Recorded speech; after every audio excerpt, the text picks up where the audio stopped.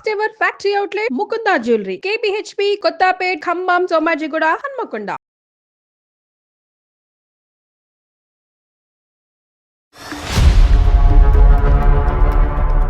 నమస్తే సార్. నమస్తే నాన్న. నాకు ఆ సంస్కారం ఉంది కాబట్టి నమస్కారం పెట్టాను. నువ్వు అనాథవా? నేను అన్నదని కాదండి. ఏం బతుకయ్యా, ఉండగా తల్లిదండ్రులు చంపుకునేటటువంటి నువ్వేం మనిషి అయ్యా? స్నేహితులు కూడా లేనటువంటి పెళ్ళి ఏంటమ్మా? అతని తరపు ఎవరూ రాకపోవటం ఏంటి? మీ తొందర ఏంటి అసలు? నాకు అర్థం కాలేదు. కొంచెం ఫిజికల్ నీడ్స్ వల్ల తన దగ్గరికి రాలేదు. How can I digest that, ma'am? ఒక్కళ్ళు సరిపోరా? మీ కుటుంబంలో ఇది ఆనవాయితీయా? తన దగ్గర ఉంటున్నాను, తిన దగ్గర ఉంటున్నాను. నువ్వు చూసుకోకపోతే వాళ్ళు హ్యాపీగా ఉండరా?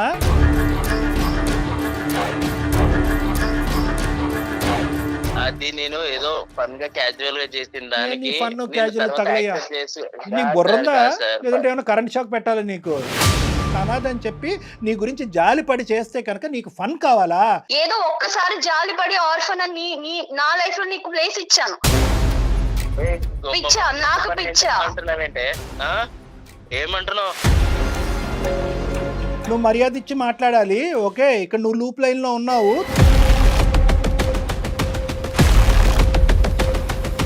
నీకంత ధైర్యం ఉంటే ఇంకొక ఆడపిల్లని లైఫ్ లోకి తీసుకున్నావు. అసలు నీకు బ్రెయిన్ పని చేయట్లేదని నాకు అర్థం అవుతుంది, కానీ నీ అంత క్రాక్ గా నేను మాట్లాడలేకపోతున్నా. ఎలాంటోడు అంటున్నావు ఏంటి? బాగా చూసుకోలేదా నేను? కట్నం ఇచ్చి పెళ్లి చేసుకుంటే ఎవడైనా చూస్తాడు నీలాంటోడు, అర్థమవుతుందా? వాడికి 2 గిఫ్ట్లు ఇవ్వాలి. ఒకటి కత్తిరే, లేదంటే రాడ్. ఏదైతే కట్ చేయాలో నీకు అది కట్ చేస్తే అప్పుడు నీకు ఫన్ను. ఇది కామం.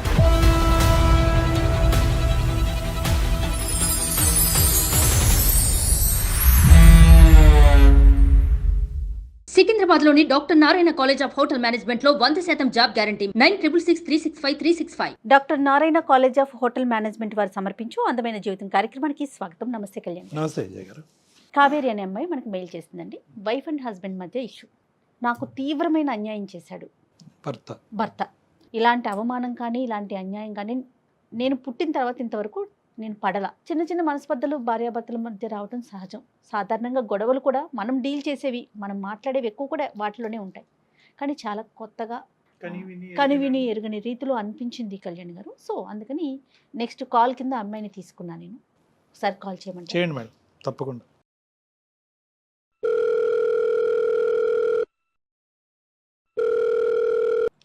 హలో, నమస్తే అండి. నేను జయాని, కావేరి గారు మాట్లాడేది. అవును మ్యామ్, కావేరీనే మ్యామ్. నేను అందమైన జీవితం ప్రోగ్రామ్ నుంచి కాల్ చేస్తున్నానండి. Okay ma'am, thank you ma'am. Hi ma'am. Hello అండి, బాగున్నారా? బాగున్నాను మ్యామ్. ఓకే, డాక్టర్ కళ్యాణ్ చక్రవర్తి గారు ఉన్నారు. నమస్తే సార్. నమస్తే సార్. నమస్తే ఒకసారి కావేరి. మాట్లాడండి. ఏమ్మా కావేరి, ఏం చేస్తూ ఉంటారు? ఎక్కడున్నారు? సార్ నేను software engineer sir. IT. Okay, Hyderabad లోనే ఉన్నాను సార్. చెప్పండి అమ్మా, ఏంటి సమస్య? మ్యారేజ్ 8 months అవుతుంది సార్. 8 months. యాక్చువల్ గా మ్యారేజ్ నేను నా ప్రొఫైల్ ని మ్యాట్రిమోనీలో అప్లోడ్ చేయడం వల్ల నాకు వచ్చిన మ్యాచ్ మా హస్బెండ్. సో అతని పేరు విశ్వ సార్. అతను కూడా సాఫ్ట్వేర్ ఎంప్లాయ్ అన్నమాట. సంతోషం. అండ్ ఆర్ఫన్ అన్నమాట తను. ఆర్ఫన్ అంటే వెనక ముందు ఎవరు లేరు? తల్లిదండ్రులు ఎవరు లేరు? ఎవరు లేరు సార్. సో మా పేరెంట్స్ కూడా ఏమన్నారంటే ఎవరు లేరు కాబట్టి సో బేసిక్ గా ప్రాబ్లమ్స్ ఏం లేవు అన్నట్టుగా ఓకే చేసుకున్నాం. అతని ప్యాకేజ్ కూడా మంచిగా ఉంది. అందరం కలిసి హ్యాపీ ఫీల్ అయ్యి మ్యారేజ్ చేసుకున్నాం సార్. 3 months లో మా మ్యారేజ్ అయిపోయింది. పెద్దల సమక్షంలో చేసుకున్నారమ్మా? అంటే అందరినీ పిలిచి? అవును సార్, అవును సార్. Arranged marriage. కాదు, అరేంజ్డ్ మ్యారేజ్, కానీ అందరు పెద్దలు వచ్చారుగా? మన సైడ్ వాళ్ళందరూ వచ్చారు. తనకి ఎవరు లేరు కాబట్టి తను ఒక్కడే వచ్చారు సార్. ఫ్రెండ్స్ కూడా ఎవరు రాలేదు. ఫ్రెండ్స్ కూడా రాలేదా? ఎవరు రాలేదు మ్యామ్. సో ఇంకా 8 months అవుతుంది సార్. బానే ఉన్నాము. బట్ రీసెంట్ గా నాకు 1 week బ్యాక్ మా ఫ్రెండ్ కాల్ చేసింది సార్. తనకు మంచి కంపెనీలో జాబ్ వచ్చింది. సో ఇంకా వేకెన్సీస్ ఉన్నాయి, నువ్వేమైనా ట్రై చేస్తావా, ప్యాకేజ్ బెటర్ ఉంది అని చేసింది. సో ఏంటి కంపెనీ అని అడిగేటప్పటికి అది మా హస్బెండ్ వర్క్ చేస్తున్న కంపెనీ అని తెలిసింది నాకు. ఓకే. సో ఇలా ఓకే, మా హస్బెండ్ కూడా అక్కడే వర్క్ చేస్తున్నారు కదా అంటే డీటెయిల్స్ అన్ని చెప్పిన తర్వాత అవునా ఓకే అంది. సో ప్రాజెక్ట్ వర్క్ మీద ఆయన ఎవ్రీ మంత్ చెన్నై వెళ్తూ ఉంటారు సార్. అదే విషయం తనతో షేర్ చేశాను అనమాట. ఇలా ఎవ్రీ మంత్ తను ప్రాజెక్ట్ పని మీద చెన్నై వెళ్తూ ఉంటారు, మీకు ప్రాజెక్ట్స్ ఎక్కువ అనుకుంటా కదా అని ఇట్లా డిస్కషన్ అయితే అట్లాంటి ప్రాజెక్ట్స్ ఏం లేవు, ఇక్కడ అంతా వర్క్ ఫ్రమ్ హోమే చేస్తున్నారు అందరూ, అండ్ వాళ్ళ స్ట్రీమ్ అయితే ఎక్స్ట్రీమ్లీ వర్క్ ఫ్రమ్ హోమ్ చేస్తున్నారు, సో ఎక్కడికి వెళ్ళే అవకాశమే లేదు అని చెప్పింది. తను చెప్పింది ఎంతవరకు కరెక్ట్ అంటారు? తను చెప్పింది కరెక్టా కాదా నేను వెంటనే డిక్లేర్ చేసుకోలేదు మ్యామ్, విన్నాను అంతే. తనకి కూడా ఇవన్నీ నేను ఎక్స్ప్లోర్ చేయలేదు. సో తర్వాత నేను through friends through background work చేసుకున్నాను అనమాట, అది నిజమా కాదా, ఎందుకంటే అతన్ని మనం డైరెక్ట్ బ్లేమ్ చేయలేం కదా మ్యామ్. సో ఫ్రెండ్స్ త్రూ కనుక్కుంటే అట్లాంటి నిజంగానే ఏం లేదని చెప్పారు. సో అసలు ఏం జరుగుతుంది, ఎందుకు వెళ్తున్నాడు చెన్నై, అసలు కనుక్కుందాం అని చెప్పేసి నేను ఫ్రెండ్స్ త్రూ తన లొకేషన్ ఎక్కడున్నాడు ఏంటి అని కొంచెం వాళ్ళని రిక్వెస్ట్ చేసి తెలుసుకొని తన్ని వెళ్ళాను మ్యామ్ ఆ ప్లేస్ కి. ఓకే అండి, ఓకే. అక్కడికి వెళ్ళి చూసేటప్పటికి ma'am really I was shocked. నేను అసలు నా లైఫ్ లో ఇట్లా జరుగుతుంది అని నేను ఎక్స్పెక్ట్ కూడా చేయలేదు మ్యామ్. అక్కడ అతనికి ఆల్రెడీ మ్యారేజ్ అయిపోయింది. మ్యారేజ్ అయిపోయిందా? 1 year చిన్న బాబు కూడా ఉన్నాడు మ్యామ్. ఆ అమ్మాయితో ఎంతకాలం అయిందంటమ్మా పెళ్లి అయ్యి? ఫస్ట్ ఆమెతో 2 years అయిందంట సార్. 1 year బాబు ఉన్నాడు. ఆ అమ్మాయి ఎలా రియాక్ట్ అయింది నిన్ను అక్కడ చూసి? ఆ అమ్మాయి ఎదుర్కొంటానే నువ్వు వెళ్ళావా, లేదంటే ఆ అమ్మాయి లేకుండా ఇతను అడిగావా? తను కూడా ఇప్పుడు నా సిచ్యుయేషన్ అయితే అంది కూడా తనకి తెలియదు, ఎక్స్పెక్ట్ చేసి ఉండకపోవచ్చు, అసలు ఏం జరుగుతుందో తనకు అర్థమై ఉండకపోవచ్చు. ఐ మీన్ నేను గట్టిగా అరవడం తిట్టడం, ఒక చెంప దెబ్బ అయితే వేసాను కోపం వచ్చి. ఒక దెబ్బ వేయగానే మీరెవరు, మీకు ఏం రైట్ ఉంది, ఎందుకు కొడుతున్నారు మా హస్బెండ్ అని అడిగింది. సో జరిగిందంతా చెప్పిన తర్వాత షీ వాజ్ ఇన్ షాక్. ఇలా జరిగిద్దని నేను అసలు ఎక్స్పెక్ట్ కూడా చేయలేదు ma'am. I can't digest. And నేను ఇప్పుడు ఈ సిచ్యుయేషన్ నుంచి ఎలా బయటకు రావాలి, ఎలా నెక్స్ట్ నా స్టెప్ ఏం తీసుకోవాలి, నా పేరెంట్స్ కి ఏం చెప్పాలి, సొసైటీలో నా పరిస్థితి ఏంటి, అసలు నాకేం అర్థం కాలేదు మ్యామ్. అందుకే నేను మిమ్మల్ని అప్రోచ్ అవ్వాల్సి వచ్చింది. ఆ సిచ్యువేషన్ తర్వాత అతనితో మాట్లాడారా? మాట్లాడితే నా వల్ల నువ్వు ఎప్పుడు హర్ట్ అవ్వలేదు కదా, నేను ఎప్పుడు ఇబ్బంది పెట్టలేదు కదా, నిన్ను బాగానే చూసుకున్నా కదా అంటున్నాడు మ్యామ్. ఎంతవరకు కరెక్ట్ మ్యామ్? నన్ను బాగా చూసుకున్నావు అనడానికి అసలు ఇక్కడ ఛాన్స్ ఉన్నా, ఐఎమ్ సెకండ్ వైఫ్ ఇప్పుడు. How can I digest that ma'am? అమ్మా కావేరి సార్ చెప్పండి సార్. ఏం స్టెప్స్ తీసుకోవాలి అనేది ఎవరు చెప్తారమ్మా? ఇప్పుడు తీసుకోవాల్సిన స్టెప్స్ ఎప్పుడు తీసుకోవాలి? పెళ్లికి ముందు తీసుకోవాలి. నువ్వు ఇప్పుడు పెళ్లి తర్వాత చేసినటువంటి ఎంక్వైరీల్లో ఒక 1% అయినా పెళ్లికి ముందు చేసుంటే కనుక ఏదో ఒక గుట్టు అయితే బయటకు వచ్చి ఉండేది. అమ్మా నాన్న లేరు అంతవరకు అర్థమైంది. వెనక ముందు ఎవరు లేకపోవటం అనేది మాకు అర్థమైనా కూడా స్నేహితులు కూడా లేనటువంటి పెళ్ళి ఏంటమ్మా? అతని తరపు ఎవరూ రాకపోవటం ఏంటి? మీ తొందర ఏంటి అసలు నాకు అర్థం కాలేదు. నువ్వు చదువుకున్నటువంటి అమ్మాయి ఏంటి పెళ్లి రేపో ఎల్లుండో జరగకపోతే ఏమైనా ఆకాశం నెత్తి మీద పడుతుందా? మిద్దిరికి నెత్తి మీద పడుతుంది? ఏమవుతుంది? ఏంటి ఆ తొందరపాటుతనం? నీకు ఎంక్వైరీ చేయాలన్న ఆలోచన సమయస్ఫూర్తి లేదు. మీ తల్లిదండ్రులు మాత్రం ఈ కొద్ది గొప్ప ఎంక్వైరీ చేయకూడదా? పేరెంట్స్ ఎంక్వైరీ చేయాలి కదా. మీకు కనిపించినటువంటి ఫిగర్ ఏంటంటే ఆ 6 అక్షరాల 6 నెంబర్స్ ఫిగర్ కనిపించింది మీకు. ఒకటి వెనకతల 00000 కనిపించింది. ప్యాకేజ్ అట్రాక్టివ్గా ఉంది కాబట్టి వెనక ముందు ఎవరు లేకపోతే కనుక అత్తమామల టార్చరు, కుటుంబం యొక్క శాడిజం ఉండదు అనేటటువంటి ఆలోచనతోనే వెళ్ళావు. కానీ అసలు ఒక మనిషికి ఎవరూ లేకుండా ఎందుకు ఉంటుంది అనేది ఆలోచించలేదమ్మా మీరు కానీ మీ తల్లిదండ్రులు కానీ. ఇక్కడ మీతో పాటు తల్లిదండ్రుల పాత్ర చాలా ఉంది కదండి కావేరి. అవును మ్యామ్. యాక్చువల్ గా నేను మమ్మీ వాళ్ళు తెలుసు కదా మ్యామ్, ఇప్పుడు ఆల్రెడీ ఇప్పుడున్న సొసైటీలో లవ్ మ్యారేజ్ జరుగుతున్నాయి, అన్ని ఎవరి ఇష్టమైనట్టు వాళ్ళు. కానీ వాళ్ళు ఏంటంటే నేను ప్రొఫైల్ సెలెక్ట్ చేసుకొని మంచిగా ఉన్నారని చెప్పేటప్పటికి వాళ్ళు ఓకే తనకి తెలుసు కదా, పేరెంట్స్ కూడా నన్ను బ్లైండ్ గా నమ్మారు. కాదు కావేరి, ఎంత మెచ్యూర్డ్ గా మాట్లాడుతున్నారు మీరు. అంటే ఆర్ఫన్ అనేటప్పటికి జాలిపడి చేసుకున్నావమ్మా? సార్ నేను నిజంగా అతని ప్యాకేజ్ నాకు నథింగ్ సార్, ఎందుకంటే ఎలా అయినా నాకున్న ప్యాకేజ్ కూడా మంచిగానే ఉంది. కాకపోతే ఏంటంటే ఆర్ఫన్ అంటే నాకు నిజంగా అతనికి నేను నా ఫ్యామిలీ చాలా సపోర్ట్ ఉండాలి, అండ్ మా ఫ్యామిలీలో ఒకటిలా కలిసిపోతాడు. సో తనకి నేను మంచి ఫ్యామిలీ ఇచ్చిందని అవుతాను అనుకున్నాను, కానీ ఏదో తన ప్యాకేజ్ చూసో తను ఇంకా నాకు ప్రాబ్లం ఉండదని నేను ఎప్పుడు అనుకోలేదు సార్. నువ్వు అనుకోలేదు, కానీ ఇందాక నువ్వు అన్నటువంటి మాటలు ఏంటంటే బాగుందమ్మా అని చెప్పి మీ అమ్మ నాన్న అని ప్యాకేజ్ కూడా బానే ఉంది కదా అనే మాట అన్నావు కాబట్టి నేను అంటున్నాను. అదే నాకు అర్థమైంది సార్. యాజ్ ఏ పేరెంట్స్ గా వాళ్ళ కన్సర్న్ ఇంకా అలా అనుకుంటారు కదా, ఇంకా క్యారెక్టర్ అది అంటే నేనేదో చూస్ చేసుకున్నా, ఓకే మంచి సో ఇక్కడ ఏంటంటే ఆర్ఫన్ అనే దాంట్లో అతనికి మంచి జీవితాన్ని ఇద్దాం అనే ఉద్దేశం అమ్మా, లేదంటే నీకు మంచి జీవితం లభిస్తుంది అనే ఉద్దేశం? అంటే అతనికి సంబంధించినటువంటి ప్రేమ అటు ఇటు పోకుండా మొత్తం అంతా నాకే వస్తుందనే ఆలోచన వల్ల చేసుకున్నావా, లేదంటే అతనికి ఏకాకి అతను ఎవరికి లేరు కాబట్టి అతనికి నేను ఒక కుటుంబం ఇవ్వాలని? తనకి ఎవరు లేరు కాబట్టి సో మంచిగా చూసుకోవచ్చు, తను మంచిగా ఉంటాడు, మాలో ఒకటిలా ఉంటాడు, తనకు గొప్ప కూడా రిటర్న్ హ్యాపీగా గిఫ్ట్ ఇచ్చాడు ఉంటది. నీకు. మామూలు రిటర్న్ నువ్వు ఇచ్చిన కాదు దానికి కావేరి. ఇవాళ రేపు ఇప్పుడు ప్రతి ఒక్కరు ఫోన్ లో కూడా మాట్లాడుకుంటున్నారు కదమ్మా. వన్స్ ఎంగేజ్మెంట్ అయినా లేకపోతే ఓకే అనుకున్న తర్వాత అట్లా మీ ఇద్దరు మాట్లాడుకోలేదా? అబ్బాయితో నువ్వు మాట్లాడలేదా? మాట్లాడాను మ్యామ్. ఇప్పుడైనా ఎక్కడ నాకు చెప్పలా? మా ఫ్రెండ్ కాల్ చేసే వరకు కూడా నాకు అసలు ఈ డౌట్ అనేది నాకు రాలా, ఎందుకంటే నన్ను తను అంతే మంచిగానే ఎక్కడ చూసుకున్నాడు. ఎక్స్ప్రెస్ చేయలే అతను? ఎక్కడా కూడా ఈవెన్ మా పేరెంట్స్ కైనా కూడా ఆ డౌట్ రాలా, అతను అంత మంచిగానే ఉన్నాడు. మా పేరెంట్స్ అయినా చాలా హ్యాపీ, ఎందుకంటే మనం ఆర్ఫన్ అని ఎంక్వైరీ చేసుకున్నా కూడా వాట్ ఎవర్ ఇట్ ఈస్ తను మంచోడు అన్న ఫీలింగే ఉంది. నాకు మా ఫ్రెండ్ కాల్ చేసే వరకు 1% డౌట్ కూడా రాలేదు మ్యామ్. నన్ను ఎందుకు ఇట్లా పెళ్లి చేసుకున్నావు అని నిలదీసినప్పుడు అతను ఏం చెప్తాడు? మిమ్మల్ని అదే బాగా చె- చూసుకోవటమేనా? అదే ఆన్సర్ చెప్తున్నాడు మ్యామ్. అందుకే నాకు అర్థం కావట్లా. ఇప్పుడు ఇద్దరిని నేను తన్ని కన్విన్స్ చేసుకుంటాను, మంచిగా ఉందాం అంటున్నాడు మ్యామ్. అది ఎంతవరకు 1+2 పాసిబుల్? అడుగుతున్నాడు అతను చక్కగా. వాడు ఏం కన్విన్స్ కన్విన్స్ చేసుకుంటా చేస్తాడు, ఎవరిని చేస్తాడు? వాడు ఏమైనా పెద్ద ఇది అనుకుంటున్నాడా, పోటుగాడా?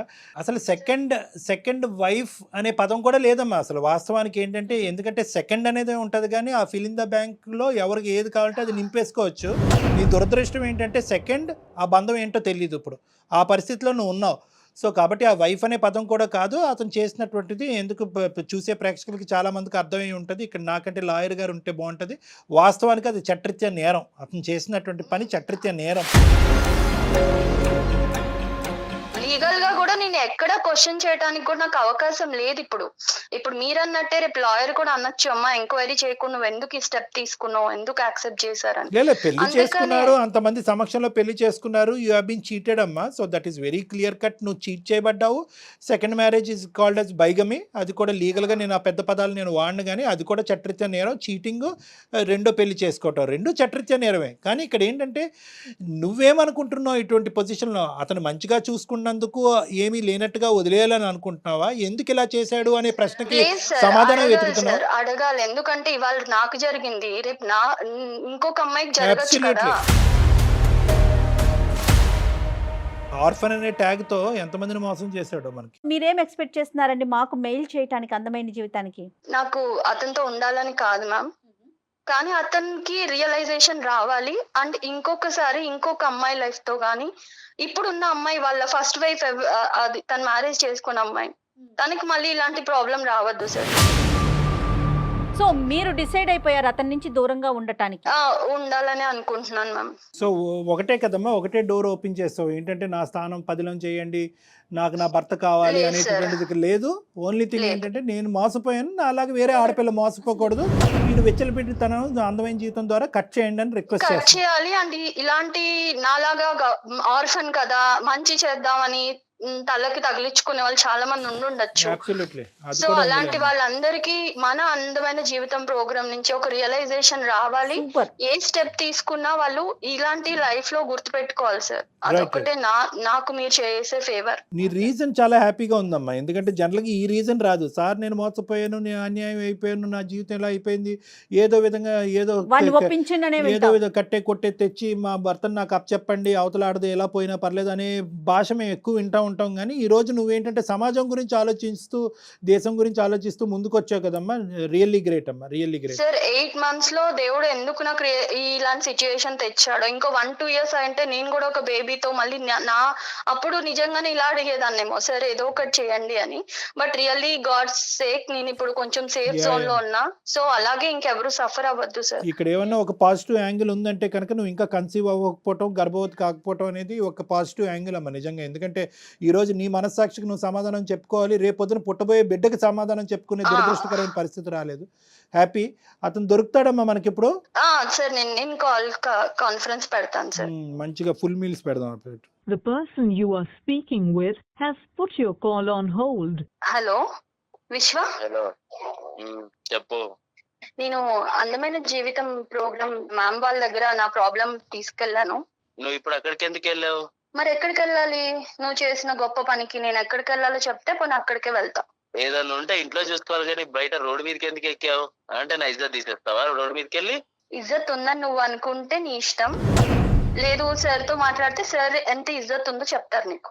ఏదన్నా ఉంటే నువ్వు నాతో మాట్లాడాలి, ఇంట్లో చూసుకోవాలి తప్ప నువ్వు రోడ్డు మీదకి ఎక్కేసి ఛానల్స్ లో కూర్చుంటాను అందమైన జీవితం అది ఏంటి నువ్వు? విశ్వ నమస్తే నాన్న.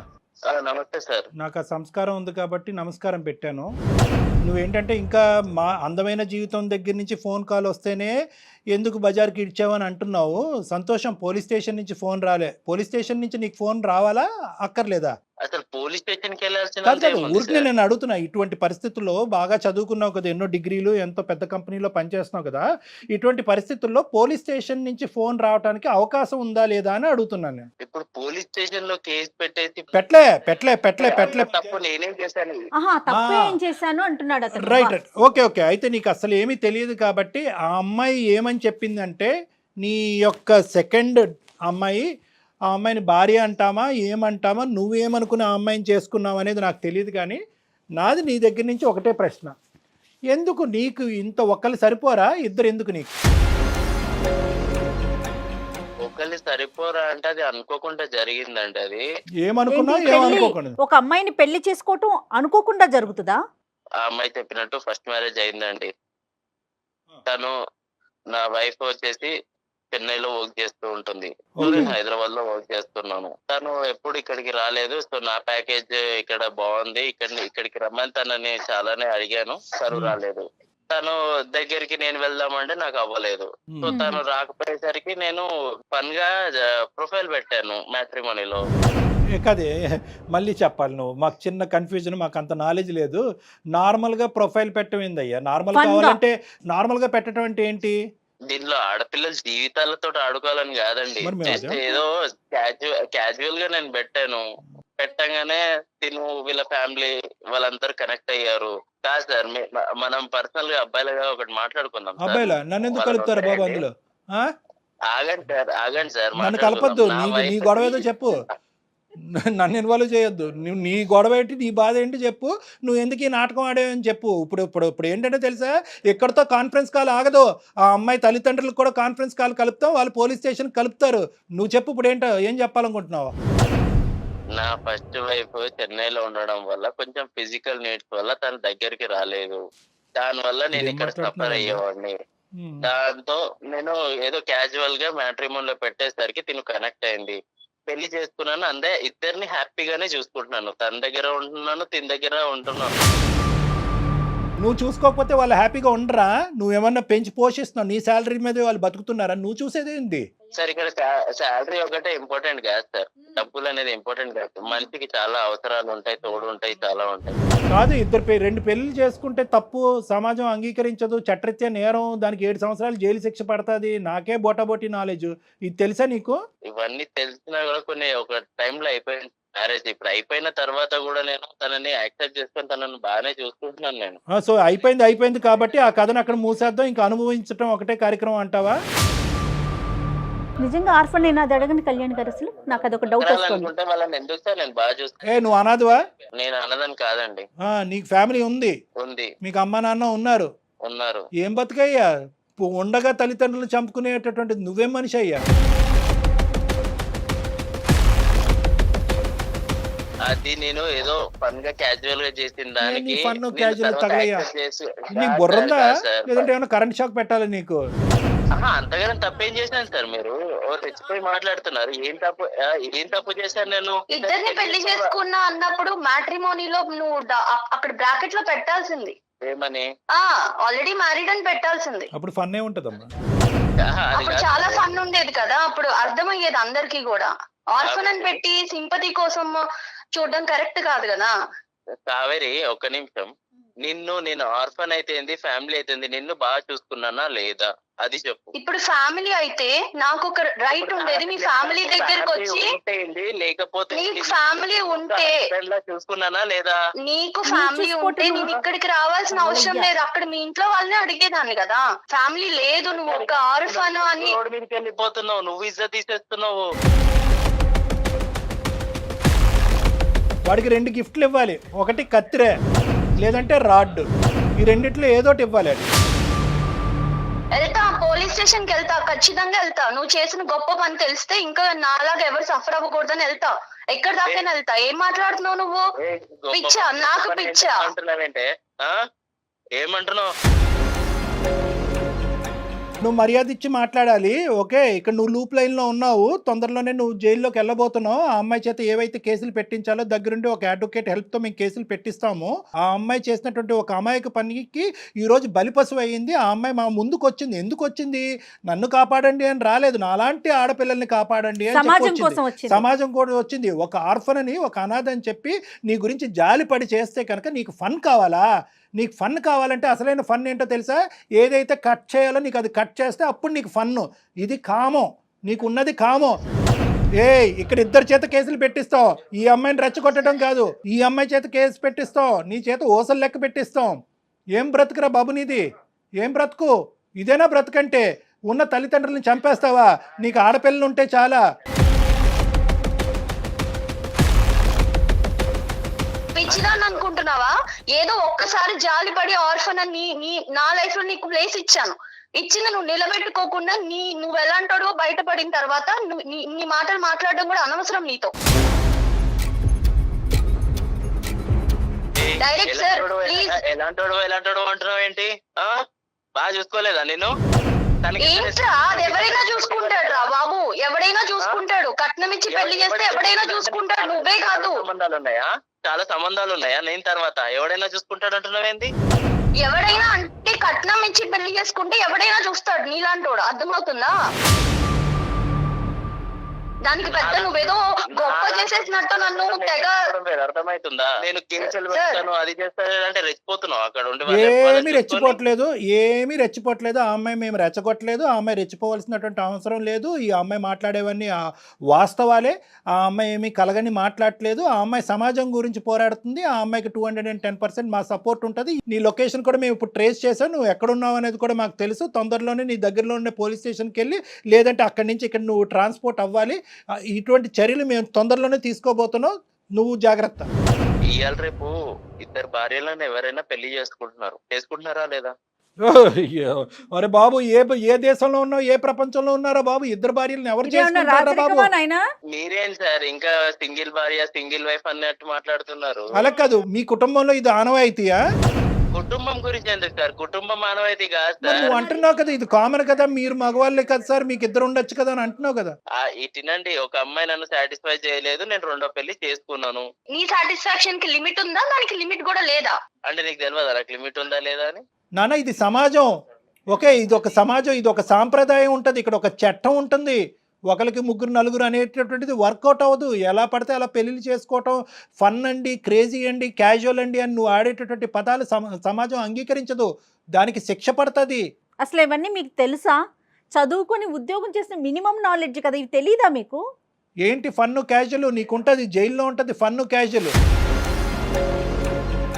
కావేరి, నేనేమనుకున్నానంటే ఇంత చెప్పిన తర్వాత, ఇంత మాట్లాడి, ఇంత గర్జించిన తర్వాత ఎక్కడో చోట కొద్దిగైనా కూడా అతనికి కొద్దిగా కనువిప్పు కలుగుతుందేమో, పశ్చాత్తాపం పడతాదేమో, బహుశా ఎవరితో అన్నా మాట్లాడి ఆ శిక్ష ఏమైనా తగ్గించచ్చేమో అనుకున్నాను. కానీ అతను నన్నే అంటున్నాడు, సార్ మీరేంటి సార్, మీరు ఇంత క్యాజువల్గా ఒక్కరితో ఎలా ఉన్నారని నన్ను అడుగుతున్నాడు.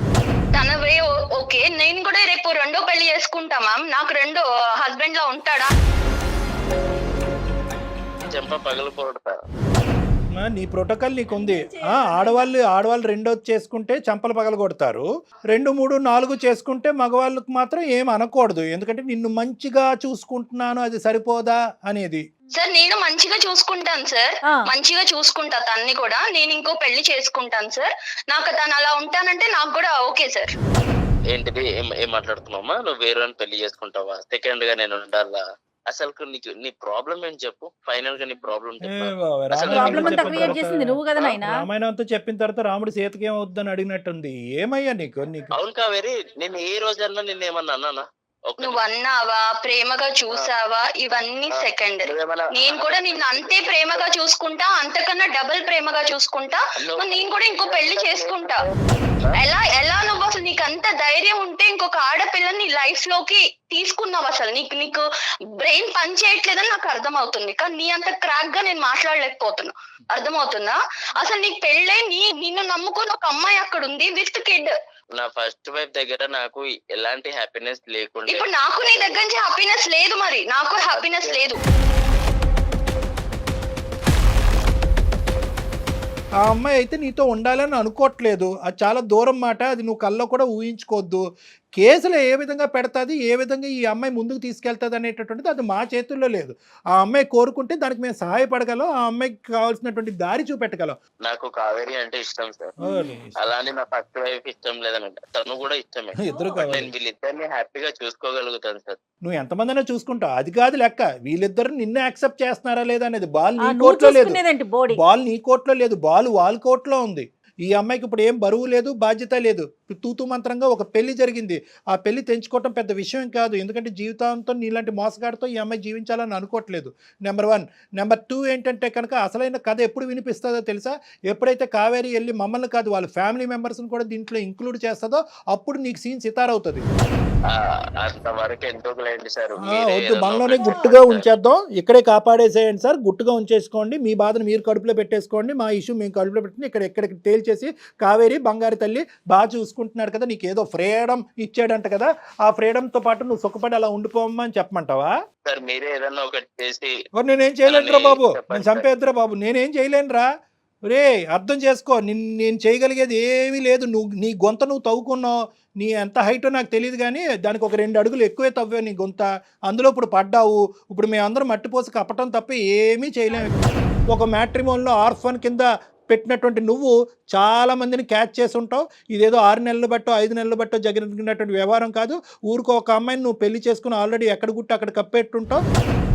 సార్ అలా చేయలేదు సార్, నాకు ఉన్నది ఇద్దరే సార్. టోన్ మారిపోయింది, టోన్ సాఫ్ట్ అయిందేంటి? అమ్మ కావేరి, నువ్వేం స్టెప్స్ తీసుకోవాలనుకుంటున్నావు చెప్పమ్మా, దాన్ని బట్టి మేము కూడా నీతో పాటు సపోర్టివ్ గా ఉంటాం. లేదు సార్, పోలీస్ స్టేషన్ లో కంప్లైంట్ ఇద్దాం అనుకుంటున్నాను సార్. ఎందుకంటే మనం ఇంతసేపు మాట్లాడితే ఇప్పుడు సాఫ్ట్ గా మాట్లాడుతున్నాడు, అంతకు ముందు తన వే ఆఫ్ టాకింగ్ ఎట్లుందో మీరు చూసారు. సో తన్ని మనం నమ్మటానికి లేదు మ్యామ్, నమ్మటానికి లేదు, 110% నమ్మటానికి లేదు. ఓకే బాబు, అది ఎలాంటి యాక్షన్ తీసుకుంటే తను బయట తిరగకుండా ఉంటాడో అన్ని యాక్షన్ తీసుకుంది సార్. నేను ఎక్కడికి రమ్మంటే అక్కడికి వస్తాను. నా లైఫ్ ఖరాబ్ చేయకండి సార్. ఏం ఖరాబ్ చేసావు? నువ్వే ఖరాబ్ చేసుకున్నావు. నువ్వు పైనుంచి కింద వరకు బ్లాక్ పెయింట్ వేసుకున్నావు. మేమేం ఖరాబ్ చేసాం చండాలం? కానీ మేం చేసాం అంటున్నావు. పోలీస్ స్టేషన్ కొద్దు, పోలీస్ స్టేషన్ కళ్యాణ మండపం బుక్ చేయాలా నీకు? పోలీస్ స్టేషన్ కాకపోతే ఆ టైంలో అలా జరిగిపోయింది సార్. అదే ఈ టైంలో ఇలా జరుగుతుంది చూడండి. ఇప్పుడు బాబు ఏది మా చేతుల్లో లేదు. ఆ అమ్మాయికి కనువిప్పు కలిగింది, ఆ అమ్మాయి తీసుకునే స్టెప్స్కి మేము సపోర్ట్ చేస్తున్నాము. అర్థమైందా? ఇంకేది ఉన్నా కూడా లీగల్గా మాట్లాడుకోవాల్సినటువంటి అవసరం ఉంది. మేము అడ్వకేట్ని కూడా అప్రోచ్ అవుతాం, అడ్వకేట్ కూడా ఇందులో ఇన్వాల్వ్ అవుతారు. తర్వాత సంగతి తర్వాత చూసుకుందాం. ఒక ఆడపిల్లకి అన్యాయం జరిగితే ఎట్టి పరిస్థితిలో మౌనంగా మాత్రం ఉండదండి సుమన్ టీవీ అండ్ కళ్యాణ్ గారు కూడా. డెఫినెట్గా ఆ అమ్మాయి ప్రజల కోసం, అందరి కోసం ముందుకొచ్చింది, ఆడపిల్లలందరి కోసం ముందుకు వచ్చింది. డెఫినెట్గా నీకు మేము 100% సపోర్ట్ చేస్తాము. ఏం చేద్దామో ఒకసారి మాట్లాడుకుందాం. తప్పకుండా అమ్మ, నువ్వు నీ పేరెంట్స్ని ఇమీడియట్గా ఇన్వాల్వ్ చేయాలి. ఎందుకంటే ఇప్పటివరకు నువ్వు ఇన్వాల్వ్ చేయలేనట్టు మాకు అర్థమవుతుంది. పేరెంట్స్ని ఇన్వాల్వ్ చేయాలి, ఎందుకంటే వాళ్ళ యొక్క సపోర్ట్ కావాలి రానున్న రోజుల్లో. ఎందుకంటే ఇలా ఒకసారి హార్డ్గా ఒకసారి సాఫ్ట్గా మాట్లాడినటువంటి మనిషి ఈ రోజు నువ్వేదో స్టెప్ తీసుకోబోతున్నావు అని చెప్పి మళ్ళీ హార్డ్ అవుతే కనుక అది సమస్యాత్మకంగా మారుతుంది. అది ఏమైనా క్రిమినల్. ఏమయ్యా సార్, ఇది మీ ప్రోగ్రామ్ వల్ల చాలా మందికి లైఫ్ ఇచ్చారు, నా లైఫ్ ఎందుకు సార్ ఇలా ఖరాబ్ చేస్తున్నారు? అంటే ఆ లైఫ్ తీసేసి నీకు లైఫ్ ఇచ్చేయాలన్నమాట, ఇదే నీ ఎజెండా. నేనేమనయ్యా నీకు లైఫ్?